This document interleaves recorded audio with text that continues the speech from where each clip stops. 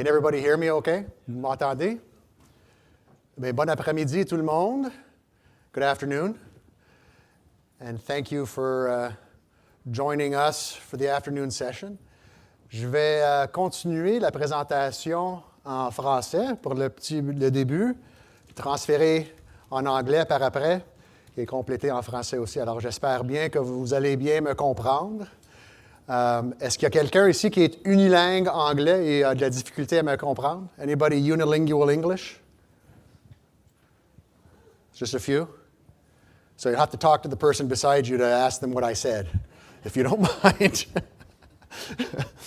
Alors, j'aimerais premièrement faire un petit sondage de la salle pour déterminer si j'ai bel et bien les bonnes personnes à qui je parle. Alors, qui d'entre vous s'identifient comme étant soit des chefs d'équipe ou de la gestion par rapport à leur groupe d'informatique? Oui, bon, OK, d'accord. Alors, vous êtes bel et bien dans la bonne salle. C'est la salle de gestion. Et le sujet aujourd'hui sera par rapport à la transformation digitale, comment aider nos gens et nos employés à bien s'adapter à cette transformation. Alors, encore une fois, un petit sondage. Ceux d'entre vous qui font partie des chefs d'équipe et la gestion, combien d'entre vous connaissez ou avez au moins une idée d'une bonne compréhension profonde du sujet de l'info nuagique? Oui, un petit peu ici en avant. Oui, JF, toi, je le sais d'avance que tu connais ça. Alors, à qui vous vous fiez normalement pour en savoir plus? Comme étant des gérants, comme étant les leaders des groupes, est-ce que vous vous fiez de temps en temps à vos employés qui vous donnent des connaissances, l'information par rapport à l'info nuagique? Oui? Ou est-ce que vous lisez un petit peu ce qui se passe sur l'Internet? Oui? Mais espérons que ce n'est pas tout à fait cette situation ici que vous vous retrouvez.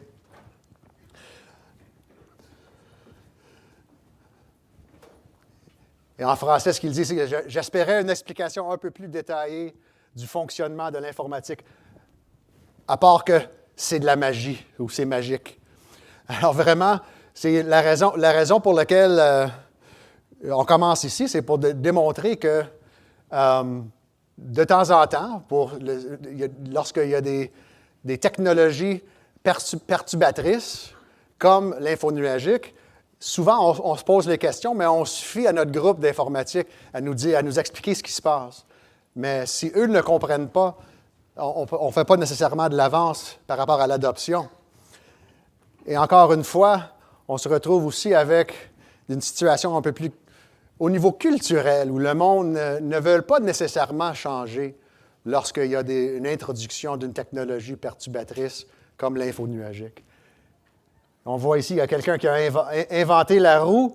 Malheureusement, le groupe ne veut pas nécessairement adopter la nouvelle technologie. Il y a même quelqu'un en arrière qui dit tout simplement non à tout ce qui se passe, tout de nouveau. Et ça arrive. Je sais que le monde qui rit, vous avez sans doute quelqu'un de même dans votre groupe. Espérons que ce n'est pas vous autres. Alors, l'idée, encore une fois, c'est de bien ajouter et de comprendre qu'il y a une connaissance, il y a une expérience nécessaire par rapport à les technologies perturbatrices. Et ce n'est pas nécessairement la première fois dans le domaine de l'informatique où on se retrouve avec des nouvelles technologies qui changent complètement l'environnement ou la manière de faire notre travail. Sans doute, il y en a quelques-uns d'entre vous qui ont de l'expérience avec la virtualisation, où ça a touché notre marché peut-être il y a une douzaine d'années ou plus déjà. Ça a vraiment changé les affaires. Et même auparavant, c'était les systèmes ouverts qui ont changé l'utilisation des systèmes informatiques du mainframe à des systèmes ouverts et de la virtualisation. Et maintenant, avec l'introduction des systèmes infonuagiques, il y a un autre changement qui se passe encore une fois.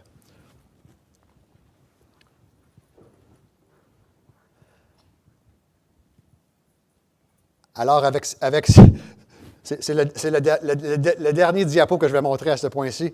Il y a vraiment, de temps en temps, un manque d'information, un manque de formation, pardon, de connaissances et d'expérience par rapport. Alors, aujourd'hui, ce que je vais toucher, c'est par rapport à la transformation digitale, la transformation de nos environnements, comment, encore une fois, on va aider les employés à bien s'adapter à l'adoption de l'informatique et de l'info nuagique. Alors, on le sait d'avance que normalement, lorsqu'on planifie une transformation de quelque sorte, il faut prendre compte de 3 domaines différents, les personnes, les processus et la technologie. Ce qui est important à comprendre ici dans le domaine de l'info nuagique, c'est que la technologie elle-même, c'est un problème déjà résolu. On le sait d'avance que la technologie fonctionne. Ça fait une 12aine d'années déjà que AWS est en affaires, en business avec des clients. Nous avons des millions de clients qui utilisent notre infrastructure jour le jour. Alors, la technologie, on le sait d'avance, elle fonctionne. C'est un problème résolu. Alors, ce que Forbes a fait ici comme sondage, ils ont déterminé que les plus gros défis à résoudre l'adoption de l'info nuagique, c'est vraiment les personnes et les processus. Et c'est là vraiment où on doit changer et s'adapter.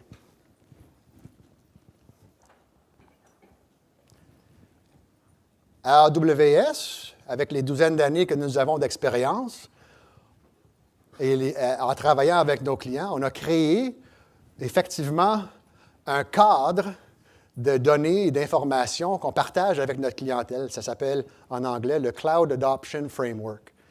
Et c'est vraiment une collection de connaissances, d'informations et de guides qu'on offre à notre clientèle pour les guider par rapport à leur adoption. C'est disponible gratuitement en papier blanc et en autre manière sur notre site Web. Alors, vous êtes le bienvenu à aller les retrouver. Mais toujours, ça fait vraiment la fondation par rapport à tous les engagements qu'on fait avec notre clientèle. Alors, lorsqu'on a des nouveaux clients où ils sont tôt dans leur adoption, les stages d'adoption qu'ils font, on se fie souvent au cadre du framework d'adoption d'info nuagique comme guide pour les aider, puisque c'est vraiment un patron qu'on reconnaît et qu'on a vu tous nos clients passer. Alors, avec le groupe que nous avons aujourd'hui, qui est vraiment la fonction publique au niveau fédéral, j'ai l'impression que c'est plutôt du monde du gouvernement fédéral ici. Oui ou non? Oui? Alors, c'est vraiment, on est tôt au Canada par rapport à notre adoption. Alors, on se fie souvent à ce domaine ici pour nous aider. Et le cadre, le framework, le CAF, qu'on l'appelle, vraiment est divisé en 6 perspectives différentes. À gauche, coloré en orange, c'est vraiment les 3 perspectives qui sont vraiment sur le côté technologique. Alors, l'autre salle, là où se passent les présentations techniques ou technologiques, pardon, c'est vraiment là où on va toucher à tous ces domaines ici, le domaine de la sécurité, le domaine des opérations, de la plateforme elle-même. Et l'autre côté, c'est vraiment sur le côté humain, culturel, transformation organisationnelle nécessaire à bien avoir du succès à faire l'adoption, bien faire l'adoption de la technologie infonuagique. Et plutôt aujourd'hui, nous, on va toucher sur le côté des personnes. Salut Luc, ça va bien? Alors, I'm going to switch to English for the next little bit, if that's all right. Thank you for accommodating my bilingualism. So the human aspect of adoption of cloud technologies, adoption and successful adoption of a disruptive technology like this is significant and must be taken into consideration. And it's our responsibility, it's your responsibilities as the leadership in our public service to help our organizations go through this process. So first things first, when the consideration for a cloud-first strategy is put forward, similarly to what the Government of Canada has done, It's clear that part of what's required is a migration. There is a workload migration that must happen. Some of our clients, and I'll be sharing the stage shortly with my colleague from the Canada Pension Plan and Investment Board, are starting with a cloud-native approach to adoption of cloud and the transformation towards cloud. Others start with a migration strategy that involves more of a legacy migration. There isn't a right way or a wrong way. It's different depending on all clients. However, what's clear is that there's a true and real human impact. Humans don't like change, as some of the cartoons I showed a little earlier. And when these things are looked into considerations, there's impacts. Decisions around migration, people are worried about their careers. They're worried about what's in it for them in the future.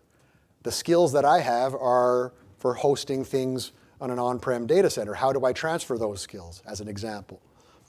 So there's some fear, there's some ambiguity, not only for the personnel, but for the management staff as well.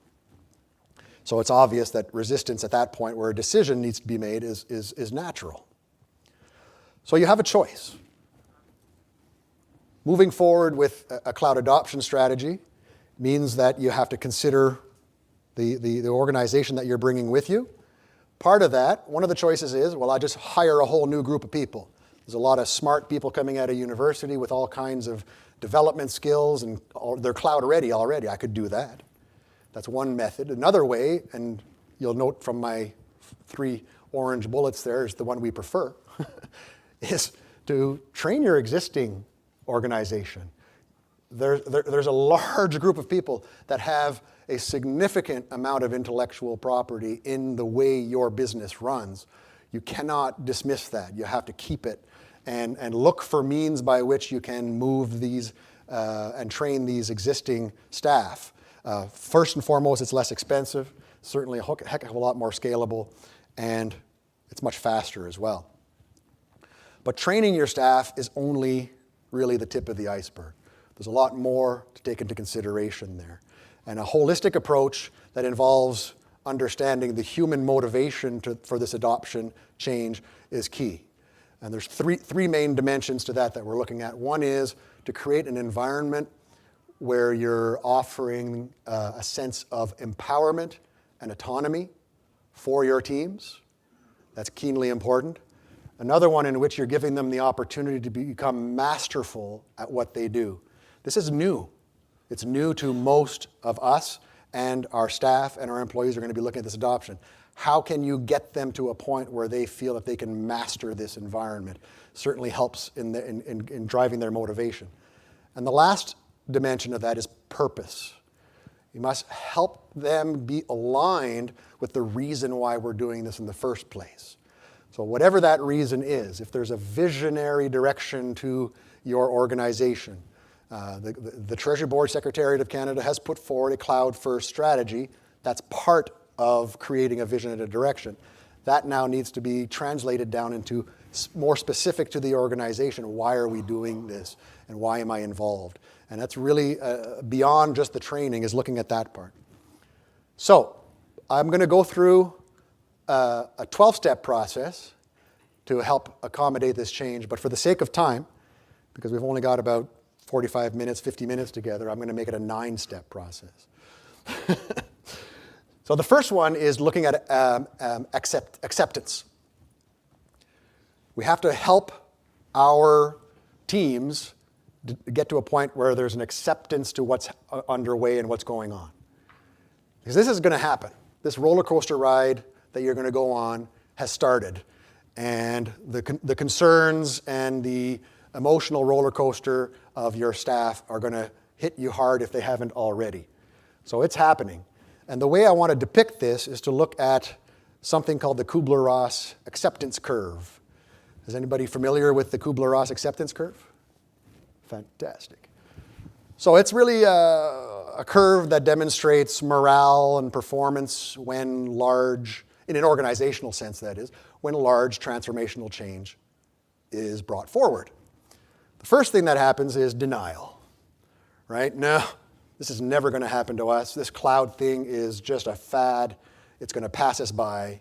We're going to continue doing this virtualization thing that we took us the last 10 years to get here, that's what I'm going to keep doing. So there's a denial that happens naturally. And the strategy, which is what I've depicted here on the right-hand side of the slide, is what we need to do as leaders and managers of this staff, is to look at different strategies that we can put in place. So the strategy to deal with denial is find ways to create alignment. So how you go about doing that, will be different to your organization, but typically it means, oh, the French folks got the advanced look at what's going on over there. You're lucky.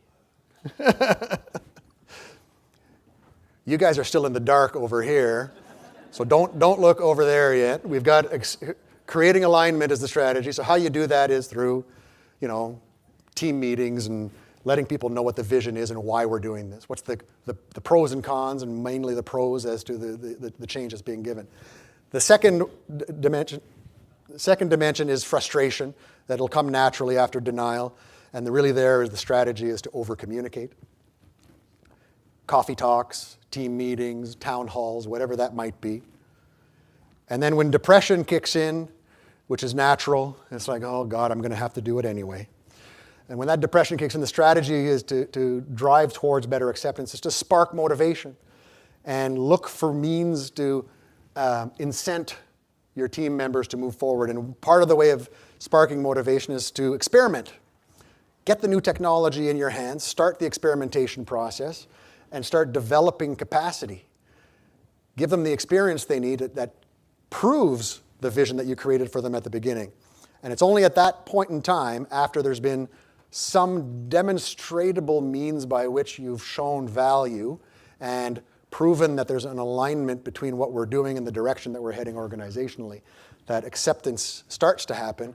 And the best thing to do at that time strategically is to start sharing that knowledge, letting everybody know what you've done, how you've done it, and so on. Part of the reason why we're having summits of this nature with our client base, and we do these globally. And for those of you who don't know, there is a global public sector summit that occurs every June in Washington, D.C. So I encourage you to consider that as part of your travel plans and learning opportunities for next year. But these summits themselves are a means by which we can share knowledge with you of other people's successes when they've finished their experimentation. And we'll let Gio talk to you about what he's succeeded in doing later. Step 2 is training. Get your folks going to the training. This is one example, is the AWS Technical Essentials class. It's a one-day sort of deep dive into some of the foundational technologies and services that we have to offer.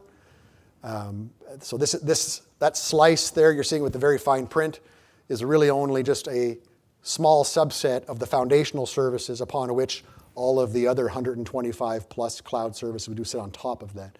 But you kind of need to understand that foundational bit first. But this is one way of doing it. It gives everyone a broad perspective. And then as people self-identify towards a particular role or particular task, then you head them down their appropriate training paths. The third step is providing people with a safe environment to do some hands-on experimentation. Refer to that as part of the strategy to put in place when you're looking to drive acceptance. So the quote that we love using in this place is the one given by our CEO, which is, there is no compression algorithm for experience. We can bring you some of the intellectual properties and learnings that we've had with other clients, but your own personal experience has to come from actually doing something. And that really means in the cloud environment, there's a very easy way to create safe enclaves where you can go out, launch services, break things, and when that happens, you just delete them and start over. There really is no collateral damage to experimentation in the cloud. The fourth step, and I'll take a little bit of time diving into this one, is organizational creation. What do you do with your teams? How do we go about doing this? And this is taken from a concept that Amazon.com uses when it's creating its services and technologies that we deliver to our customers, which I think At least I am. I'm an Amazon Prime user. If you all are, then you've been the recipient to some of the products that we deliver and how we go about doing that. So how we structure ourselves organizationally is really in very small, agile teams. We refer to it as two pizza teams. And the idea from Jeff Bezos is if you can't feed a team with two pizzas, then your team's too big. Get it smaller, small, agile teams, and bring in the appropriate expertise there. So I'll dive into that a little bit more. And I did my best to use a diagram that makes the team look like a pizza. So you see everybody there is basically a small pepperoni slice on the larger pizza. The first leader to the product teams, and this is the two pizza team, is the product manager. They're really sort of the all-knowing Swiss Army knife of the environment you're going to build, the product you're going to release, and how to go about building it. They initially take on all of the appropriate functions and requirements of that team, including business and development, and they prioritize where the workload is going to go based on the particular customer feedback. And that is the gentleman who's really going to be supporting your first mover clients. So if there's an application that's the first mover, I mentioned earlier, some of those are cloud native, others are legacy migration. Whatever that first mover is, that's the team lead that's going to be taking that on. And if the product manager is masterful at doing things on the whiteboard, the lead architect is the one who's masterful at doing things on the keyboard. So you have one person who can translate business requirements into technology requirements on the whiteboard, and the other person's actually putting into practice. And this lead architect is accountable for the overall cloud architecture. Works with the product manager to drive out these technical deliverables, establishes a direction, and the full delivery of that new product. And they're supported by 4 other smaller teams, individuals. Pardon me, they're not smaller individuals. They're just focused individuals in the two pizza team. More particularly, the infrastructure engineers. These are the ones that today are dealing in your on-prem environments and get really jazzed and excited every time there's a new acquisition that happens, which probably happens a couple of times a year. They're the ones who, when an RFP gets awarded, the box gets shipped, and they think it's Christmas Day when they get to open the box, rack and stack that machine and plug it in, and they get very excited about that. So that same group are the ones that now are going to be transported and embedded into this two pizza team, and they become the ones that now no longer have to do any of that undifferentiated heavy lifting of boxes and machines.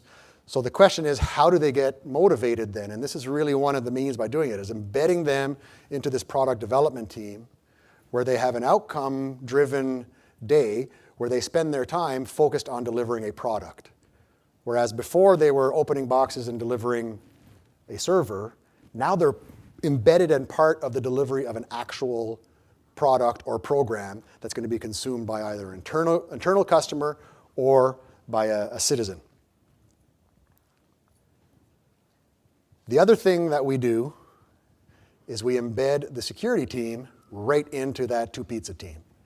It's no longer a situation in which you get your product developed and done, and at the tail end of it all, you hand it over to the security team for a threat and risk analysis only to be told, no, you've forgotten to do something important when it comes to your security and governance. Now we're embedding that team right into the product development team. They're part of that cycle.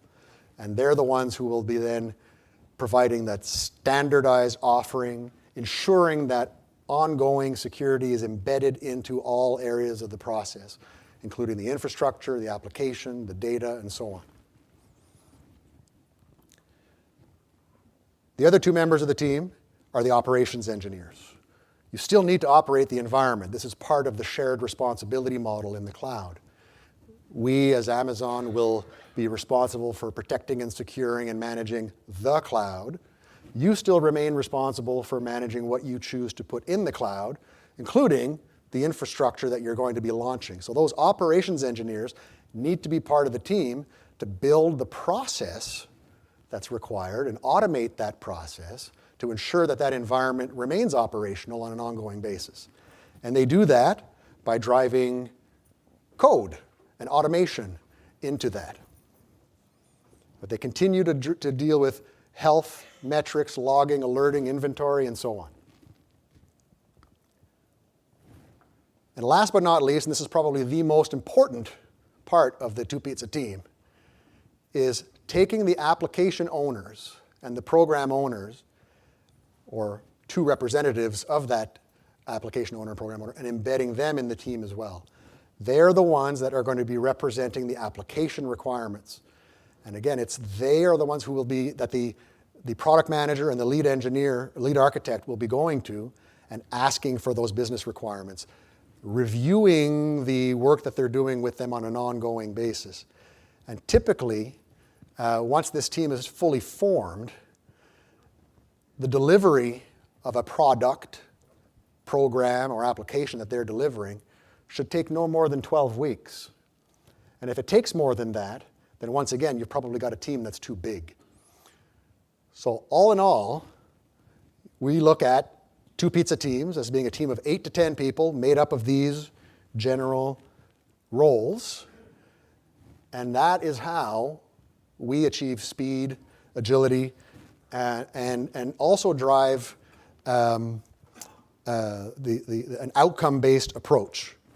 So the other key point there, and you'll see the last bullet, is that this is really a virtual structure. At this point in time, in the early days, you haven't actually changed any of the reporting structures of your natural organization. You've simply taken some members from those teams and populated them into this.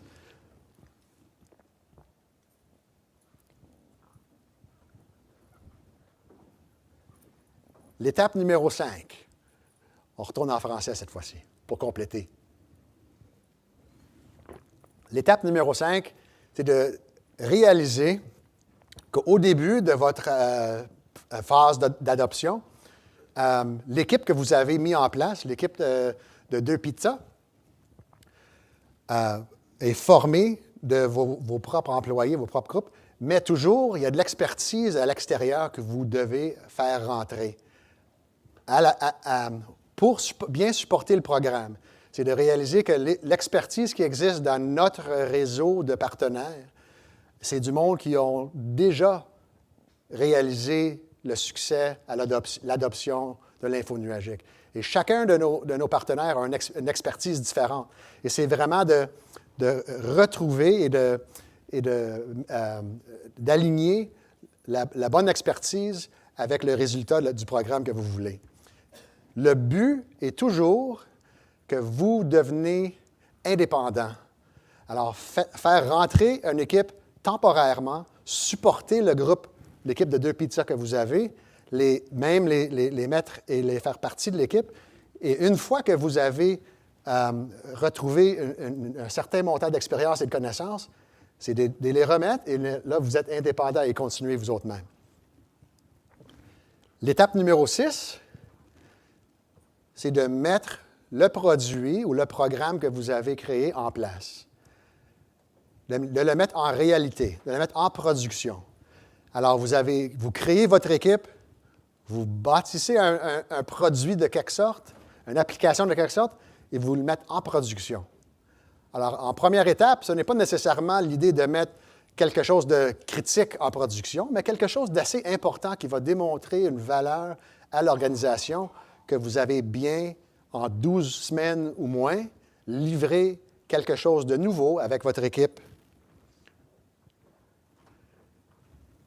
Une fois que vous avez du succès et que vous avez lancé un nouveau programme, une nouvelle application, vous avez démontré du succès, l'étape de partager ce succès-là, c'est vraiment de mettre l'équipe et de grandir l'équipe à l'échelle avec d'autres programmes, d'autres opportunités, encore une fois. Et c'est quelque chose un peu biologique de ce cas ici, c'est de prendre l'expertise que vous avez et de les diviser en d'autres équipes et ajouter des nouveaux membres à l'équipe et de grossir l'équipe à ce point-là. Alors, au lieu de recommencer avec une nouvelle équipe de 2 pizzas, c'est vraiment de diviser ce que vous avez déjà en place et ajouter de la capacité par après.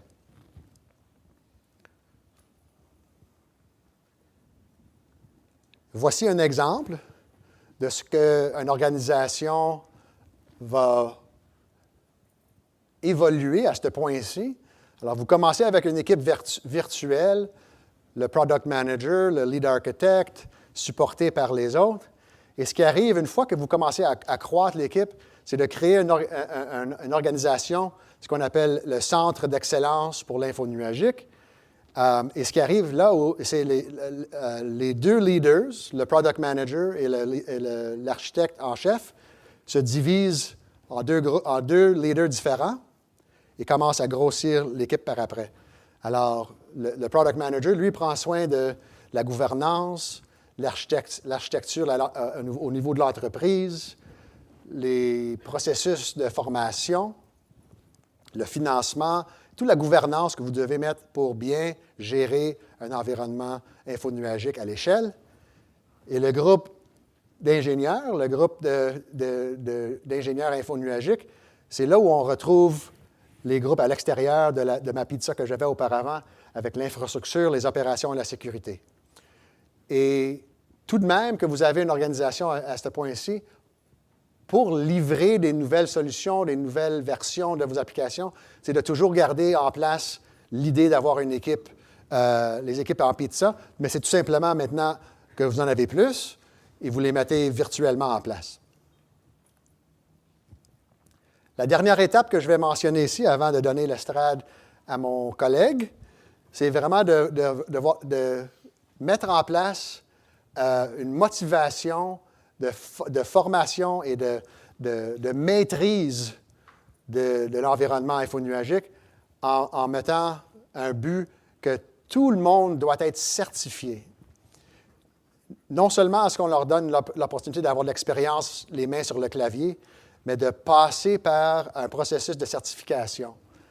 Et l'idée ici, c'est de certifier 10 % de l'organisation que vous avez en place. Ça commence à créer un momentum à l'intérieur de l'organisation. Là où l'adoption commence à démontrer du succès, les autres gens qui font partie des groupes d'informatique vont réaliser qu'il y a quelque chose de spécial qui se passe dans le centre d'expertise infonuagique. Alors, moi aussi, je vais vouloir aller faire la formation et ils seront motivés à venir faire partie de votre équipe. Alors, c'est vraiment une question de momentum à ce point-ci, lorsqu'il y a une masse critique de connaissances dans le domaine et un succès à démontrer.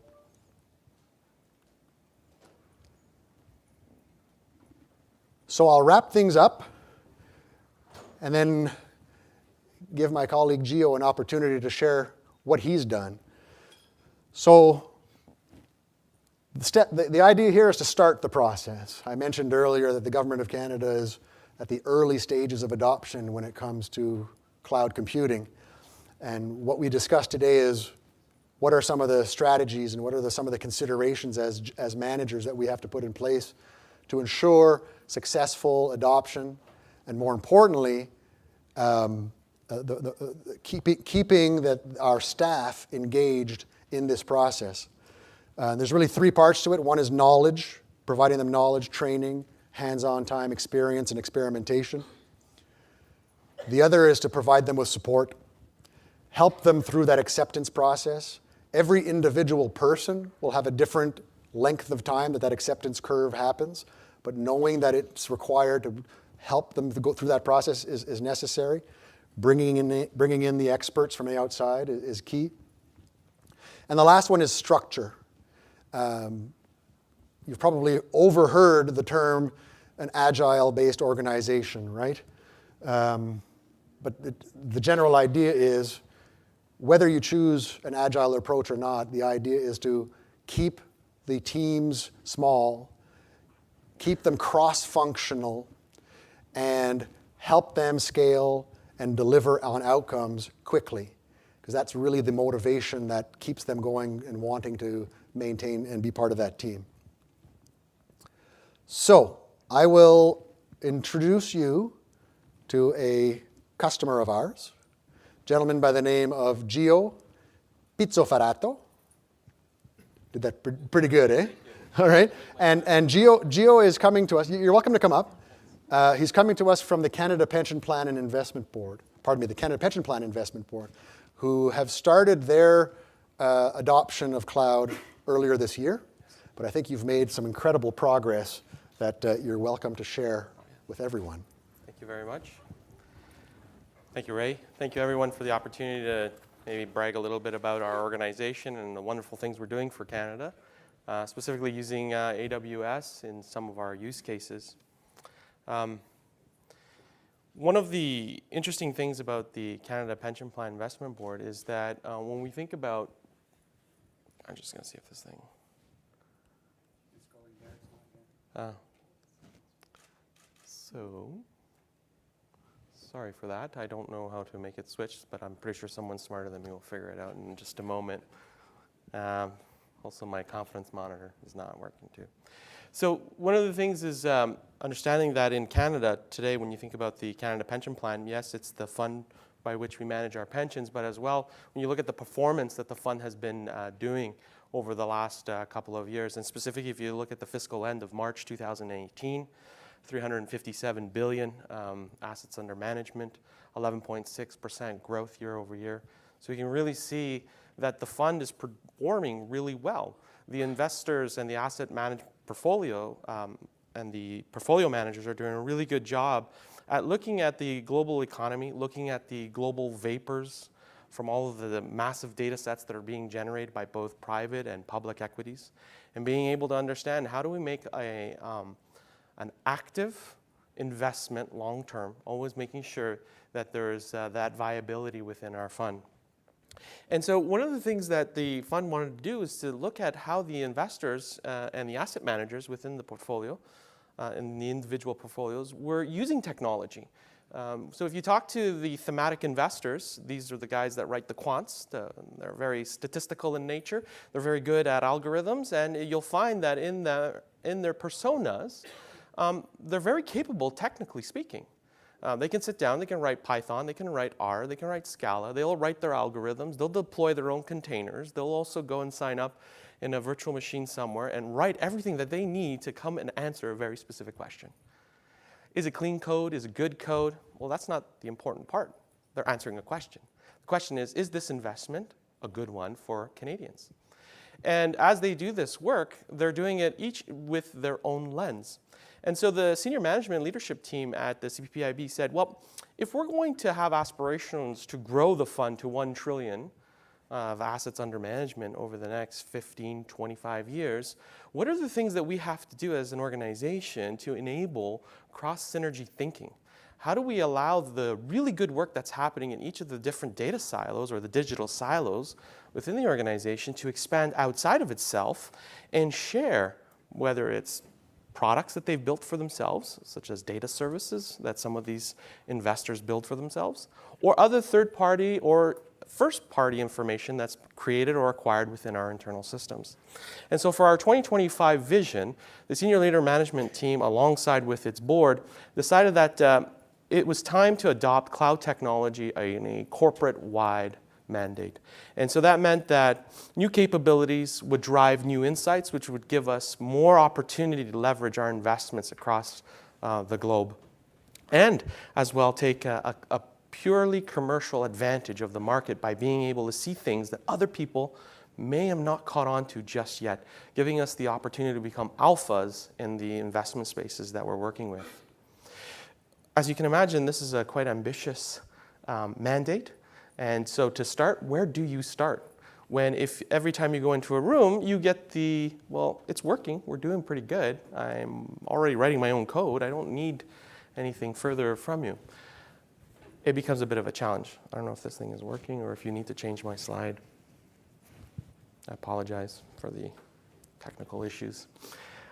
So what we sat down to look at was how do we create a cross-functional conversation beyond technology? Because if you start to talk about technology, well, then everybody has their own opinions, and everyone's going to have the best-in-class way of doing things. And of course, from a technologist's point of view or an operator's point of view, you end up with some type of technical debt. It's inevitable. You're going to have people using a plethora of tools. You're going to have people using a plethora of approaches, and then reconciling them in a thoughtful and provocative way so that it ensures stability and growth around the information security and the governance and the compliancy. It creates a little bit of a complex challenge over time. So one of the first things that was done was to sit down with all of our senior leaders and our management teams within the CPPIB and understand really not just from a technology and data strategy, but also from a cloud adoption strategy. How do we look at the three themes that plagues all of us in this space? People, processes, and then the technologies themselves. Well, if we always start at technology because it's the easiest conversation to have, we end up with dogmatic, almost semi-religious views on technology. This tech is better than that tech. This API from this service is a whole lot better than this one. And really, it's very hard to move away from that discussion. So we created a little bit of a framework to talk about how we wanted technology to enable our investors, and then what was the practice around the usage of the technology. So we really started at the use cases. So what is it that we would want to do individually in each of our portfolios? But then how do we expose those things where appropriately, where within compliancy and regulatory we're allowed to do so, across the fund so that others can consume it and continue to further refine it or add it to a strategy for investment. And so we came up with our foundational components. And the one that we really started first with was, well, what is the data that people are using? What are the digital assets that they've created for themselves? Because if you go into some of the quant investing teams, they have these magic servers that just pop out of nowhere where they've written a whole lot of code. And in some cases, it's pretty elegant stuff as they're writing their algorithms. And now, how do you take that and expose it cross-wide? Well, bringing it to the cloud may not be so easy, as you have to kind of decompose a little bit of what was done monolithically now to be able to expose it as services that others can consume.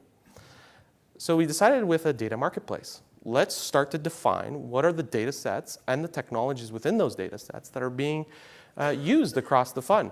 Let's document them. Let's have a place where people can go and see and read. And maybe that data set is not available because it just exists for the real asset portfolio managers. But the fact that they know now that it's available, it's starting to spur new conversations within the organization where people are asking, hey, can I get my hands on that? That looks pretty interesting. I really want that. Or you guys acquired this third-party data from this open data set. It seems really interesting. I'd like to get the exhaust or the vapor from it. I want to understand how many IoT sensors are out there. I want to see how many people are parking their cars in the shopping malls. Now, they sound like benign questions, but if you're thinking strategically on how to invest, any signal you can get from the market that others are not looking at gives you that competitive edge. And so that's what the teams are looking at. The other thing, too, was the architecture needed to be scalable. So this is processes. How do you change the conversation around, well, today, things may reside in a cloud server, and you may have a monolithic application that's serving them. Tomorrow, it's just an API you're going to call. Bring your own tool. So for some, this is a breath of fresh air. IT is not in the way. You're not stopping me. And for others, it's kind of scary because I've been using this desktop tool forever, and it's been working really great. Now you're asking me to learn what? I have to do what? I have to call you to do every time I want to do something I can do right now? So it was breaking down those barriers and having those discussions. One thing that worked really well for us in this data marketplace and in the architecture discussion was taking our technologists who understood investing, although they call themselves armchair investors. We don't let them invest. We have professionals for that. But getting them to talk in business terms and investment terms with their stakeholders. So we actually embedded them in some of those conversations. Some of them had the Dilbert moment where they came back and says, I just want to work on the server. I don't want to go back. Others have appreciated that because they said, now I really understand the pain that they're going through.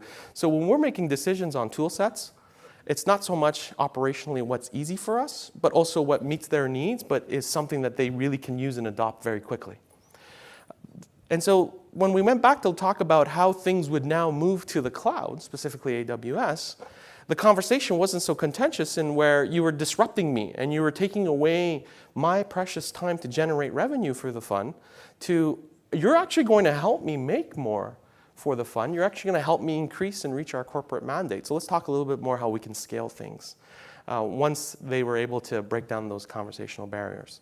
Then the technology part was a little easier, because now once you understood what skill set, you understood what kind of use cases you were going after, you understood how the functionality and the feature set needed to be deployed, picking the right technology just became a whole lot easier.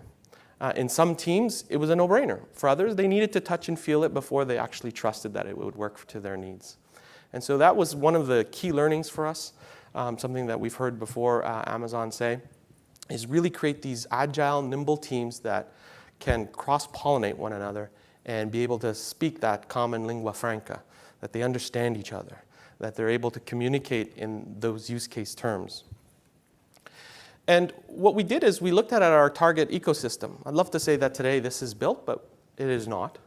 But it's a framework by which the whole organization is talking to one another. There's some excitement around when data sets will be available, when people can come in and do self-discovery of new data sets after it's been acquired without having to wait. They can perhaps even get a preamble, kind of like we heard a little bit earlier today in one of the sessions.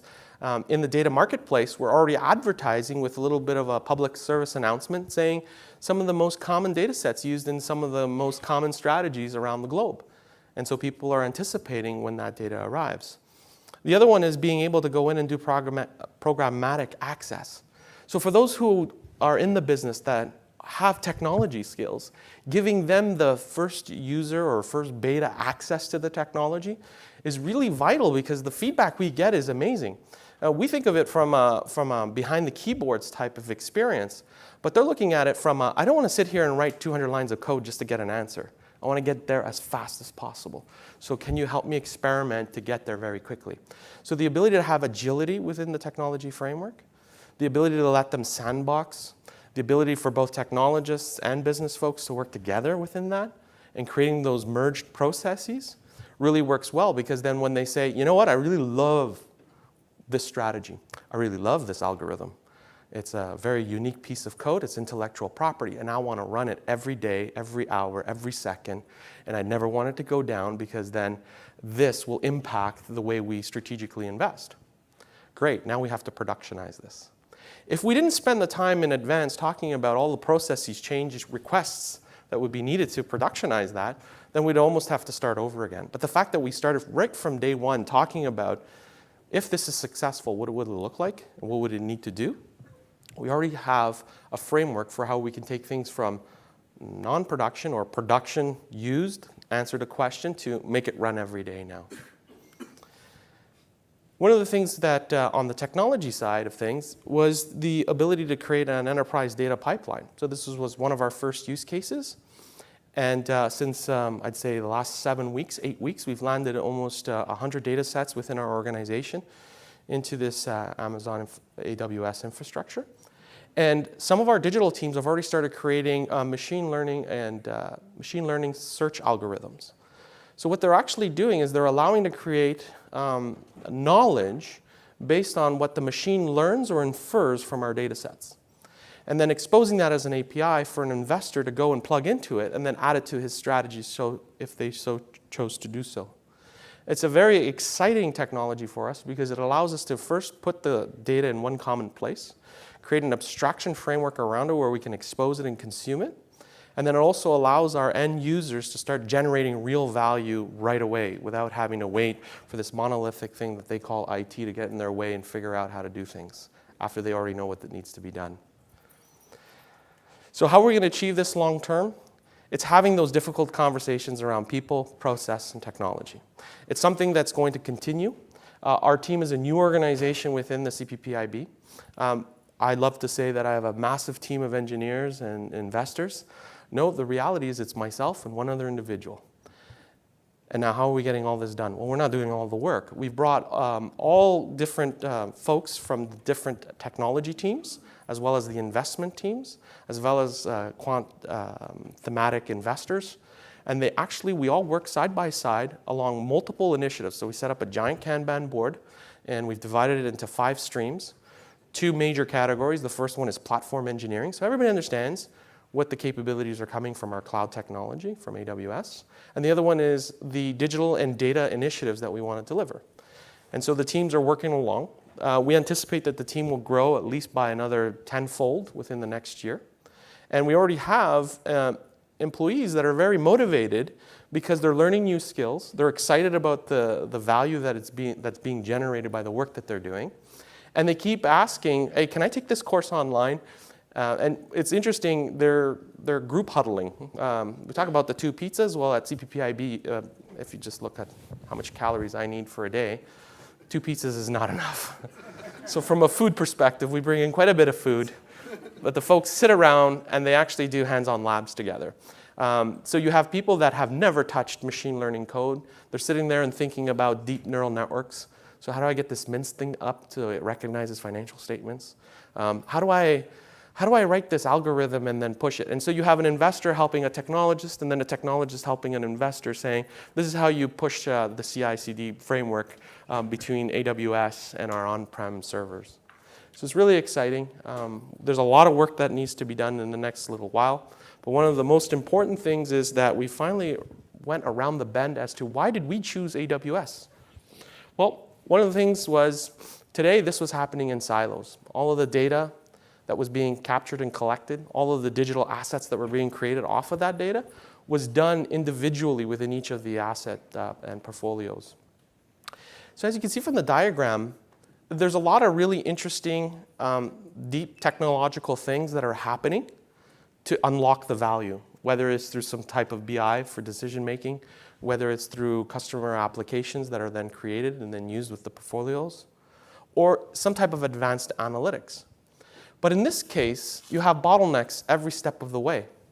By flipping the model on its side, now we're able to unlock the value as soon as the data is available, because we can experiment, we can sandbox, we can reiterate very quickly using cloud technology to deliver all of the use cases that we want to go towards. So in summary, start small. Start with a collection of people from all areas of the business. Don't grab just people who know cloud. Don't go after one particular persona who can code and who's very good at coding and then comes into a room and starts to explain the value of the code. Start first by understanding what use cases are we addressing. How will this use case add value to the current processes? And then can we automate it so that we don't have to repeat it over and over again? And then how do we deploy in a production steady state path? So those are my best suggestions. And thank you for your time, Ray. Thank you very much.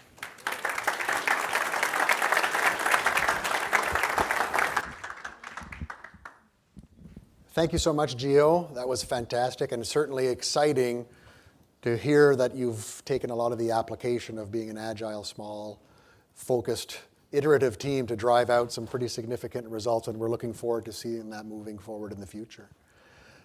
So thank you very much, everybody. I think we're at the end of our time together here today, so we won't have opportunities for questions and answers, but myself and Gio, I'm happy to hang out here for a couple of minutes if you want to come forward and ask questions.